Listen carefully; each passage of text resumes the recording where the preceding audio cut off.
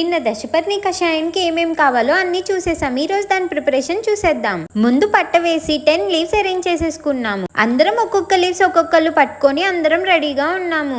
మొత్తం 2 kgs 3 kgs ఒకేసారి పట్టుకోలేం కాబట్టి ఎంత క్వాంటిటీ అయితే సరిపోతుందో అంతవరకు పట్టుకున్నాము. 10 లీవ్స్ ఏమేమి వేసామో చూడడానికి ప్రీవియస్ వీడియో చూసేయండి. అన్ని లీవ్స్ ఆ డ్రమ్ లో అయితే యాడ్ చేసేస్తున్నాము. ఓన్లీ నీమ్ లీవ్స్ మాత్రమే 5 kgs, ఇంకా మిగతావన్నీ 2 kgs.